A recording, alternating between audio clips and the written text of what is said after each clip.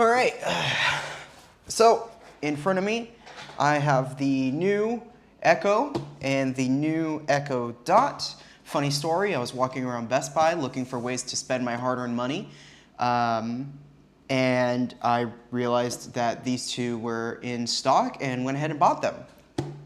Frankly, I have no use for them, but they're new and I thought you guys might like to see them. So here we are. Now, the Echo Dot is 50 bucks. The Echo is $100.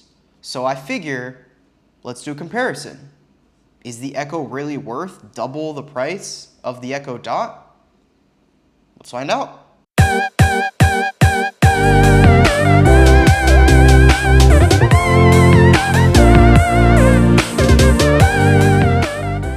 Hey everybody, welcome back to Gadget Conquest. And today, as I said during the intro, we're going to be doing the Echo versus the Echo Dot, doing some unboxings, and then comparing the listening experience on both of them, because frankly, that's really the only difference between the two. And we'll come up with a conclusion. So let's get started with the unboxing, shall we? Let's do the big boy Echo first. Now, Amazon does do this, Amazon being famous for their frustration-free packaging. They have a tab, a pull tab up here on the top where the actual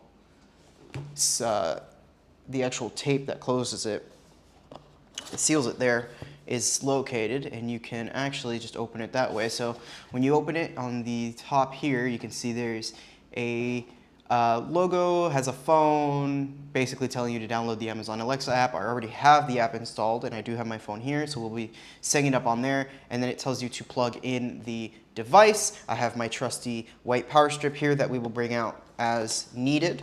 Let's see. So in here, we've got some packaging. So the entire bottom section of this package is completely empty, but the top section is actually where we have the power brick, and it is in one of these. There we go. You gotta fold the cardboard down, and then you can get the power brick out. So this power brick is wow, it just says right there, it's a 30-watt power brick. I will cut into that so you can see it. It's a 30-watt power brick, and it doesn't mention the length of the cable. The power brick does have a bunch of Amazon-specific branding, so I guess it is an Amazon manufactured power brick, which is pretty cool.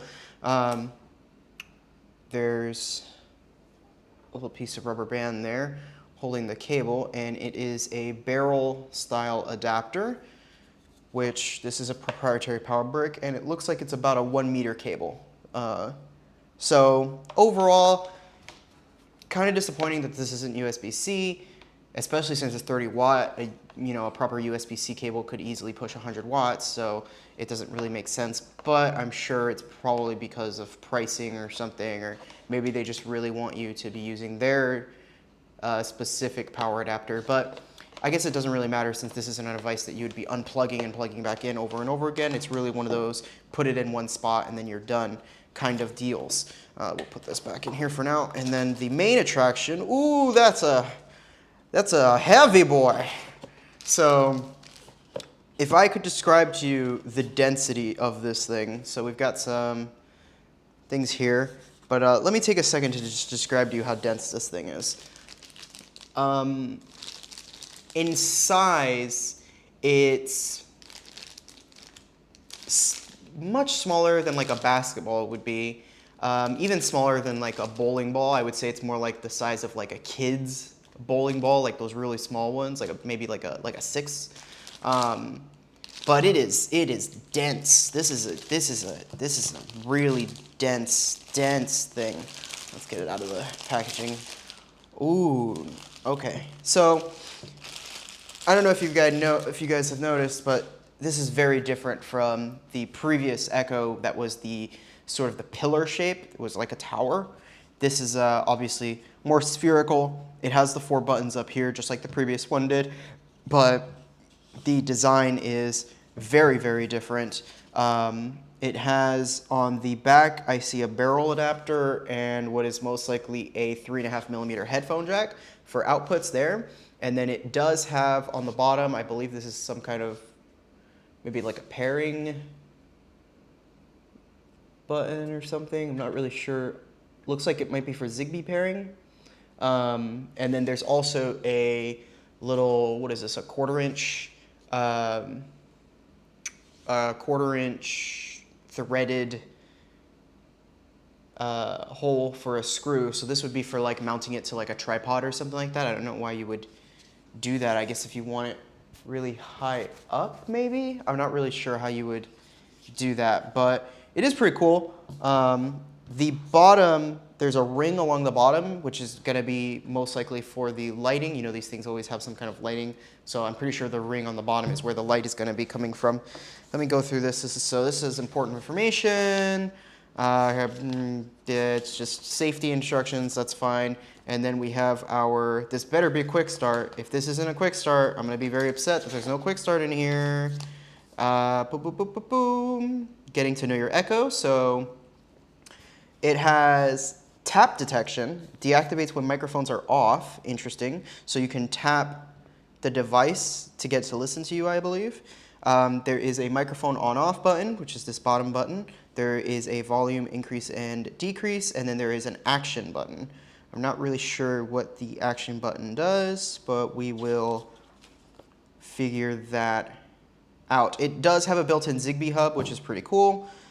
I believe Philips devices uses the Zigbee standard, so you would be able to connect to those devices without any issue. It has the 3.5mm headphone out, and then it just goes into another language altogether. So that's part of the thickness, is just the fact that it's in multiple languages. Let me get this in here, and we will put this box off to the side, right there. Now, let's unbox the Echo Dot. So I'm expecting this unboxing experience to be almost exactly the same, just smaller, really. But we'll see how it goes. I am not going to get my hopes up. Let's just get into it somehow. This is not easy. All right, so exactly the same box, bottom bit telling you to download the Alexa app, and then also having a little thing telling you basically that it needs to be plugged in. Exact same cardboard thing. It's just not cut out because it's not as tall, but it still has the power adapter in there just like before. And this is the, let's see if it's a similar adapter. So the adapter is the same size, although this is a 15-watt adapter versus the 30-watt adapter on the regular size Echo, and it is also a 1-meter cable. So this is basically almost exactly the same. It's just, it's just 15 watts instead of the 30 watts that one is. The actual barrel connector is thinner on the Echo Dot, so you wouldn't be able to interchange these power adapters if you wanted to. You'd have to get the one that is specifically for your device, which makes sense. One of them pushes more power than the other. Now, I did get the Echo in white, and I got the Echo Dot in this nice charcoal black color. There you go. So this is actually the first time that at least in my opinion, that I'll just throw that over there, that the Echo Dot and the Echo have looked so similar. The Echo Dot in the past has looked like an Echo, but it looked like it was just like the top part of the Echo, like cut right off. Whereas this is very clearly just the exact same dimensions with a smaller radius. Like they're the same sphere, just with a smaller radius. It's clearly just a scaled down version, so it's going to have smaller speakers, use less power, but also be a lot lighter and easier to move around. It also does not have that threaded universal jack or port that the regular Echo does. So you can see that it has that threaded port there, and the Echo Dot does not have that threaded port. So if you want to be able to mount these things onto a tripod or some kind of stand or whatever, you have to use the Echo Dot because the Echo Dot does not support that functionality. So let us move into plugging these in and getting them set up. So I'm going to do that, and then we will be right back.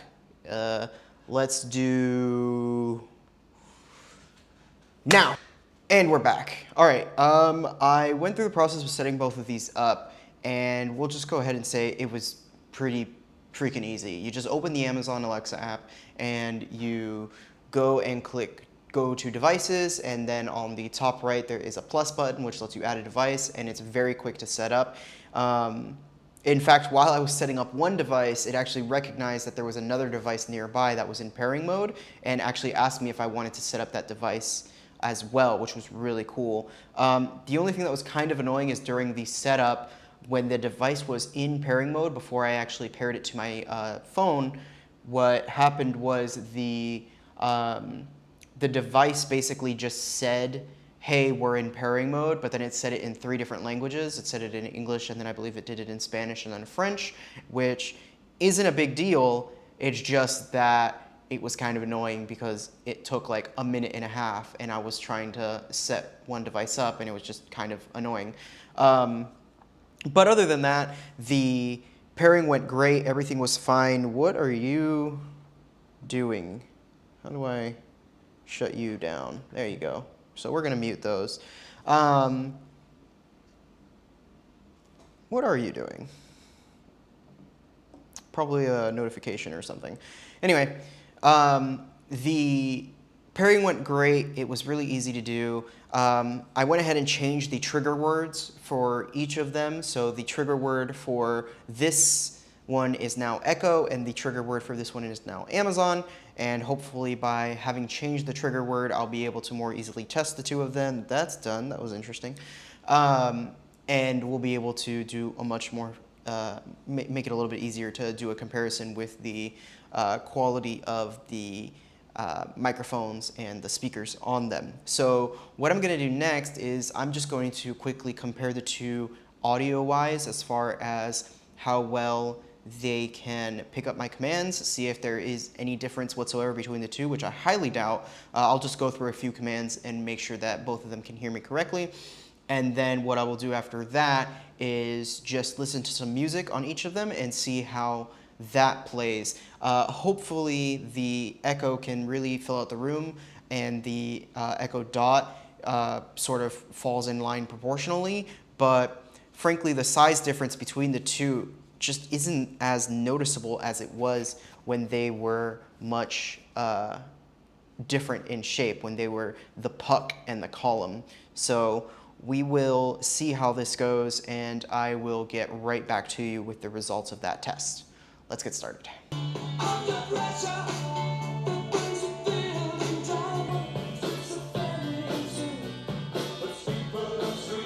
And we're back. All right.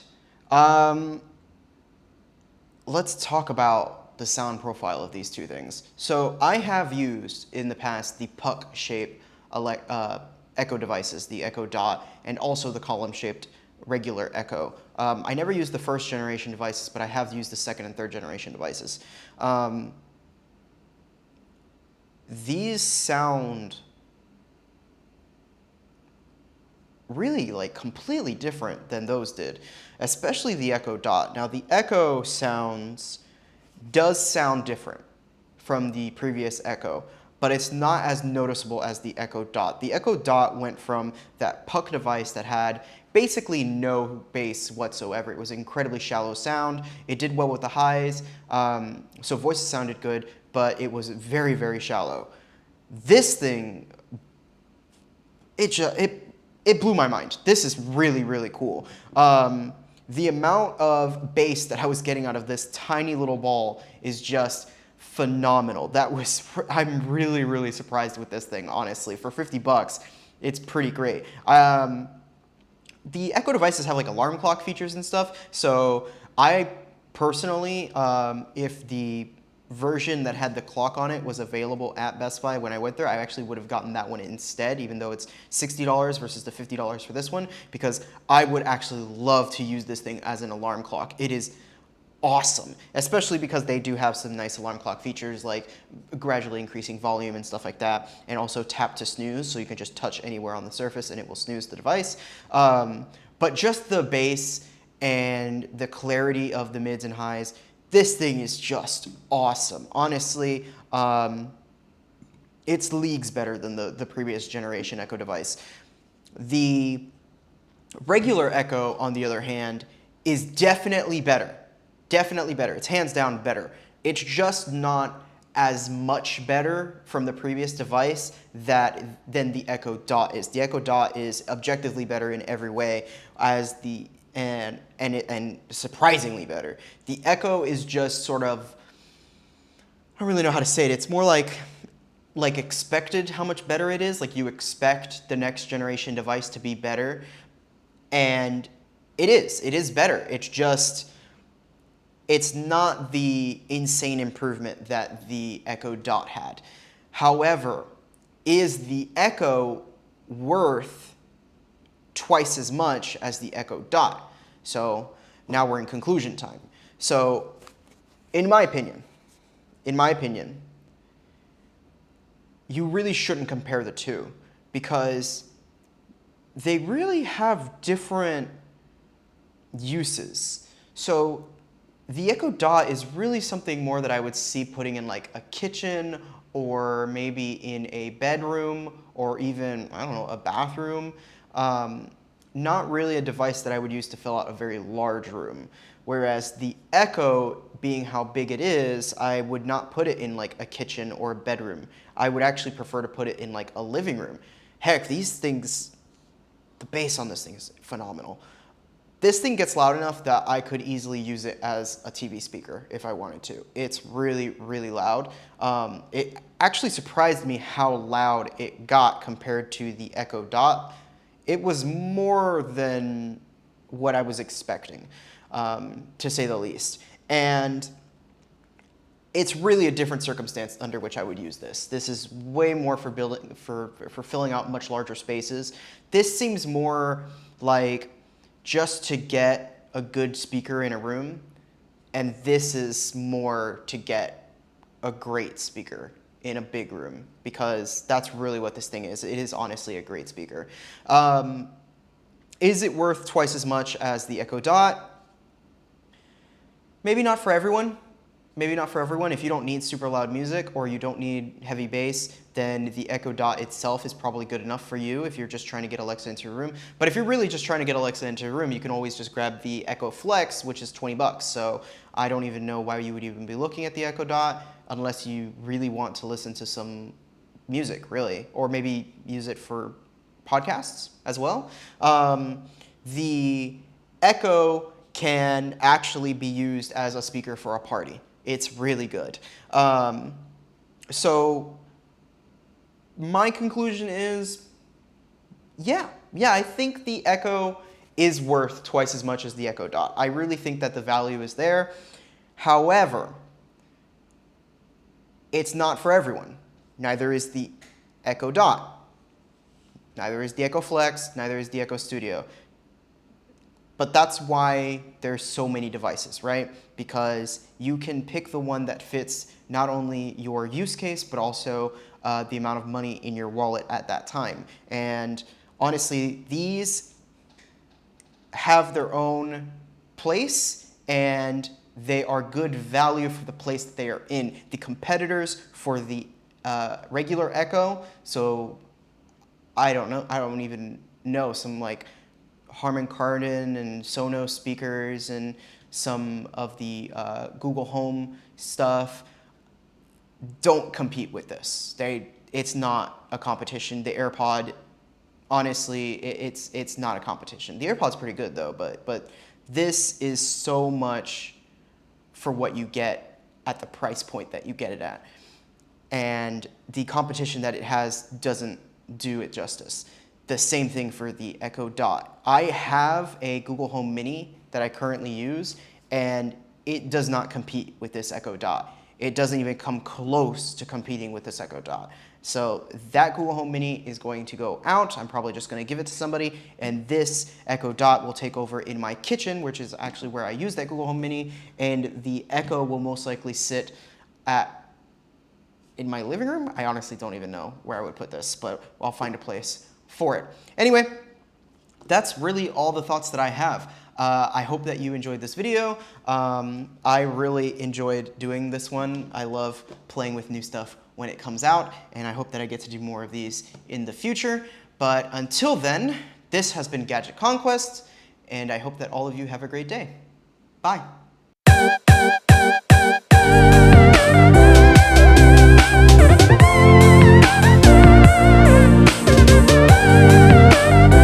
Hey everybody, welcome back.